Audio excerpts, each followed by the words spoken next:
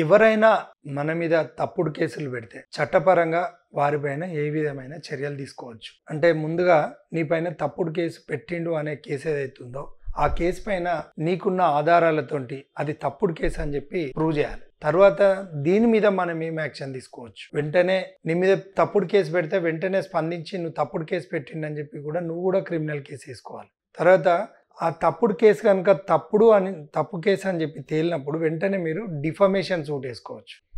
Damage defamation, social defamation, civil defamation, criminal defamation రెండిట్లో ఏదో ఒకటి వేసుకోవచ్చు. అతనికి నువ్వైతే నీకున్నటువంటి సోషల్ స్టేటస్ ఆధారంగా ఎంతైనా వేసుకోవచ్చు. అంటే ఈవెన్ దో ఒక 10 లక్షలు 5 లక్షలు కాకుండా ₹1 కోటి 2 కోట్లు కూడా డ్యామేజ్. ఐటీ పేయర్ కనుక ఎడుతుంటే అతను సామాజికంగా ఒక విలువ కలిగిన వ్యక్తి, ట్యాక్స్ పేయరు, ఒక ప్రభుత్వ ఉద్యోగి, చదువుకున్న అతను, సమాజంలో అతను విలువను పట్టి దాన్ని డిఫమేషన్ను మెజర్ చేస్తాం. కాబట్టి మనం ఈ విధంగా తప్పుడు కేసులు పెట్టిన వారిపైన చట్టపరమైన చర్యలు తీసుకోవాలి.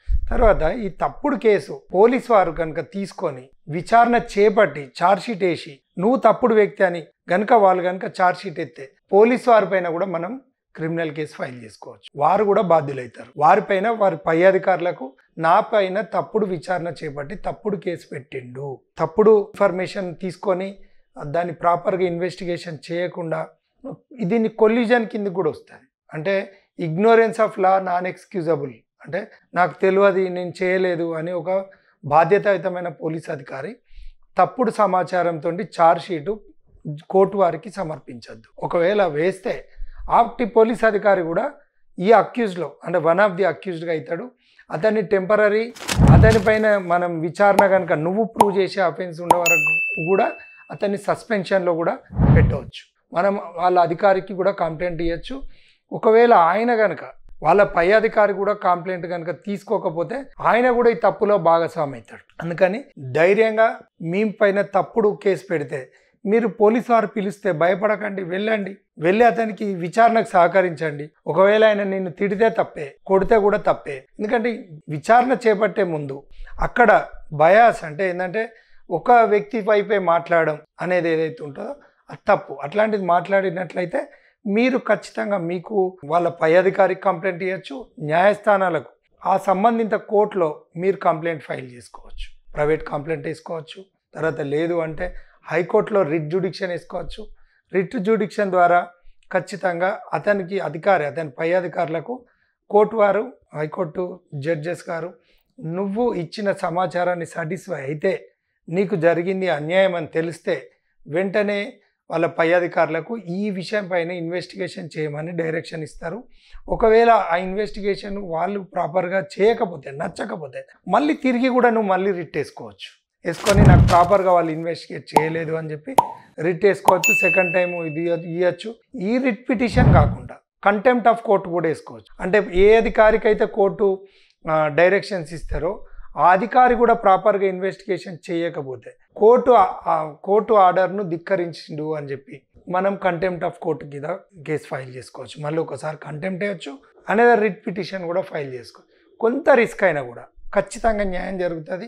ఇలాంటివి కొంతమంది డేర్ చేసి ముందుకు వస్తే మన కోసము, మనకు రక్షించే కోసం, మన రక్షణ కోసం మన న్యాయస్థానాలు, అదేవిధంగా పోలీస్ వ్యవస్థ, ఈ వ్యవస్థలన్నీ కూడా మన కోసం పనిచేస్తున్నాయని కొంతమంది డేర్గా ముందుకొచ్చి ఖచ్చితంగా కొంతమంది మీద యాక్షన్ తీసుకుంటే అప్పుడు ఇలాంటి తప్పుడు కేసులు పెట్టేవారి పైన ఏ కేసు అయినా కానీ, ఇప్పుడు లేడీస్ విషయానికి వస్తే 498A అని చెప్పి 3 and 4 DP act, SC/ST atrocity యాక్ట్లు కొంతమంది దాన్ని దుర్వినియోగం చేయడం, తర్వాత బెదిరించిండని చెప్పడం, కొంతమంది ఆడవారు, ఇట్లాంటి కొంతమంది తప్పుడు కేసుల వల్ల చట్టంలో ఆ గ్రావిటీ తగ్గుతుంది. నిజమైన ఏదైతే విక్టిమ్ బాధితుడు ఉన్నాడో వాళ్లకు న్యాయం జరగట్లేదు. కాబట్టి ఈ తప్పుడు కేసుల మీద ఖచ్చితంగా పోలీస్ వారు కానీ తర్వాత న్యాయస్థానాలు కానీ ఖచ్చితంగా చూసుకోవాలి.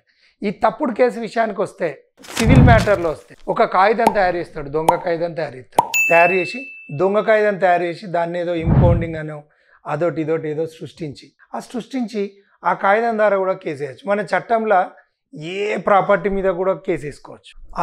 అట్లా లొసుకులు ఉన్నాయి. కానీ అవి విచారణకు ఇప్పుడు ఏమవుతుంది, వాళ్ళు ఇక్కడ ఆ సివిల్ కేసు సివిల్ సూట్ దావా ఇస్తాడు.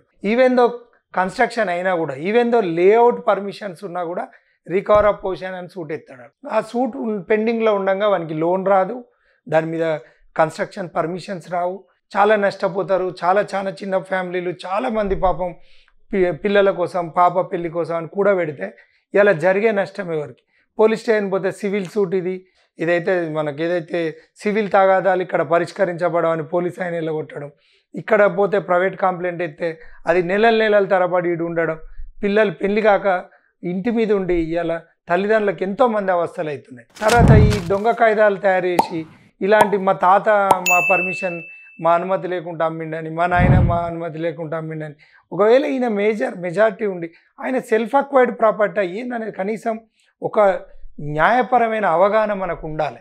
తర్వాత కోర్టులు కూడా, న్యాయస్థానాలకు నేను అప్పీల్ చేసేది ఏంటంటే, ఈ తప్పుడు కేసా ఇది కాదా అనేది మీరు నంబరింగ్ చేసేటప్పుడు మీరు ఏదైతే మేము అవుట్ ఆఫ్ ఆర్డర్ ఇస్తాం, మేము అడ్వకేట్స్ అవుట్ ఆఫ్ ఆర్డర్ ఇస్తాం, మాకు డబ్బులు వస్తానే కాబట్టి మేము ఫీజు వస్తాను కాబట్టి మేము ఇస్తాను అని అనుకోండి.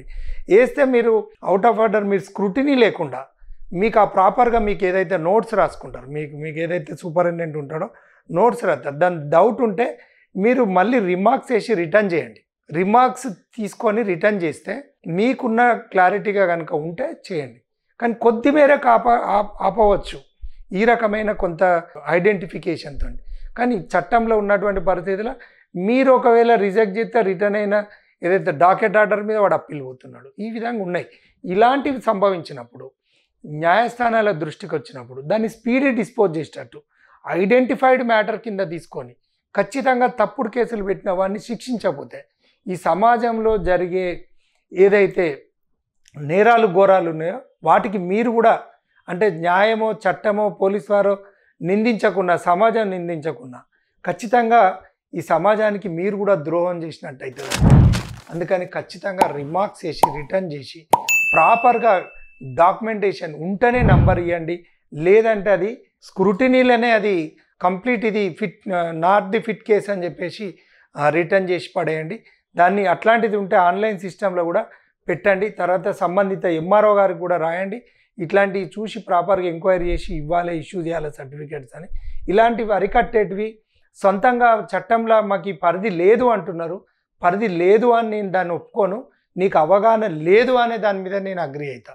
అందుకని నీ అవగాహనని పెంచుకోండి, సామాజిక బాధ్యత తీసుకోండి, సోషల్ జస్టిస్కి కట్టుబడి ఉండండి, ప్రిన్సిపల్స్ ఆఫ్ న్యాచురల్ జస్టిస్ మీద అవగాహన పెంచుకోండి.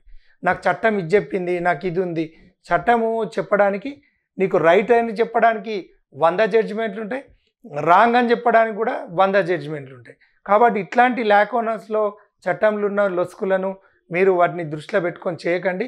సామాజిక బాధ్యతకు నీకు పవర్ ఉంది, నీకు ఖచ్చితంగా అడిగే హక్కు ఉంది. ఇది రైటా రాంగా తెలుసుకోలేనప్పుడు నువ్వు ఆ సీట్లో కూర్చునే హక్కు నీకు లేదు అని చెప్పి ప్రజల పక్షాన. ఎందుకంటే కేసులు ఉంటాయి కదా, ఏది పడితే అది కేసు ఎత్తే డబ్బులు వస్తాయని మేము అడ్వకేట్లం వేయడం కూడా తప్పే.